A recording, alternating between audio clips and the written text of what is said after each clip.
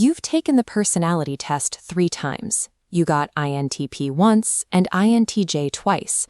Or maybe you bounce back and forth every few years, and you just cannot lock down which one you actually are. You are not alone. Standard online assessments rely on superficial, horoscope-style questions. They ask about your behaviors, like whether your desk is messy or if you like schedules, but they fail completely to map out your real cognitive motives. Because of that blind spot, the INTP and the INTJ get confused for each other more than almost any other pair in the entire MBTI system. Stick around until the end of this video. We are holding back the one core difference, the exact mechanism that settles this debate permanently, until the final section. By the time we finish, you will know exactly which camp you fall into. To get there, you have to stop looking at surface-level habits. We have to open the hood and examine the underlying engine of your mind. These are 2 of the rarest types alive. The INTP, often called the logician, makes up about 3% of the population. The INTJ, the mastermind, hovers around 2%. Look at this diagram of their shared traits, and you immediately see why everyone mixes them up. Both are rare, quiet, capable of navigating massive intellectual complexity, and allergic to small talk.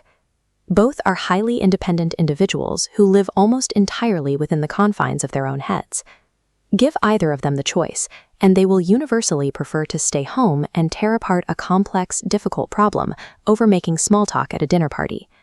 But that overlap ends the exact moment you observe what each mind actually does when handed a thought. Underneath the surface, they run in opposite directions. You can build 2 identical-looking machines for completely opposite purposes. Let's look at what each type is actually built to do. We can break this down into 3 contrasts. The first row of our matrix shows the root reason why they choose to think and analyze. For the INTP, the motive is truth. They take an idea apart purely to discover if it is objectively correct. The ideal outcome here is analysis for the pure joy of understanding. They don't need a practical target. Figuring out how the gears work is the entire point. Move over to the INTJ and the motivation flips. They use thinking exclusively as a tool to build. Analysis is always in service of a larger goal.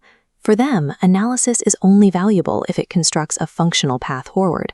Disassembly without a destination feels like a waste of time. Listen to their internal monologues. The INTP asks, "Is this actually correct?" The INTJ asks, "Will this get me there?" It is the exact same intellectual horsepower, pointed at entirely different targets. The second contrast is how these divergent styles physically manifest in the real world. Let's track their projects. Look at the INTP workspace. You will find 40 brilliant, half-finished ideas and 40 open browser tabs. There is always one more angle, one more tangent, one more detail to explore. The trade-off is steep. They curate a massive, brilliant collection of possibilities, but they end up with a project graveyard and a failure to ship. Now look at the INTJ. They operate on a strict, milestone-driven roadmap. A project is not a playground. It is a step in a master plan. Their entire focus is executing the plan, closing the loop, and physically shipping the outcome to the world. But their trade-off is losing the joy of discovery. By treating everything as a mandatory step, they often miss the genius found in wandering off the path. When it comes to their work, one type collects possibilities, the other ships outcomes. The third contrast on our matrix tracks how they read to a room. Ask an INTP a simple question, and they will almost always answer with, "Well, it depends." They immediately generate endless nuance and introduce 3 new questions you hadn't considered. To the rest of the room, they read as an absent-minded genius, fascinating to talk to, but entirely impossible to pin down to a hard stance. Compare that to the INTJ. They have already analyzed the variables, formed a strategy, and made their internal decision 10 minutes before they even open their mouth. They project a quiet, unwavering certainty. It is highly effective, but to outsiders, it can easily read as intimidating, blunt, or dismissive. The difference is timing. The INTP enters a conversation to explore it. The INTJ enters a conversation having already decided. Which brings us to the final answer, the one core difference that settles the confusion. It comes down to what your mind fundamentally demands to do with a thought. It is the psychological trade-off between keeping a loop open or forcing it closed. Let's run the definitive test on our flowchart. Hand both of these types a massive, unsolved problem. Look at the INTJ's reaction. The moment they receive the problem, they feel internal tension. That tension will not go away until the problem is decided, locked in, and they can act. To an INTJ, an open loop is a physical itch that has to be scratched.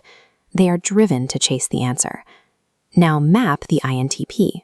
Hand them the exact same unsolved problem, and they feel a sincere delight. Leaving it unsolved is ideal because it means there is always another angle to play with. To an INTP, closing the loop kills the intellectual fun. They genuinely enjoy the question itself.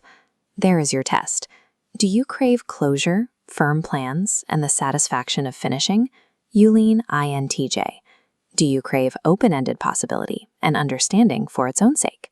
You lean INTP. Neither side is smarter. Neither side is better. You are simply looking at an open system versus a closed system. But knowing your baseline reveals the specific way you need to evolve.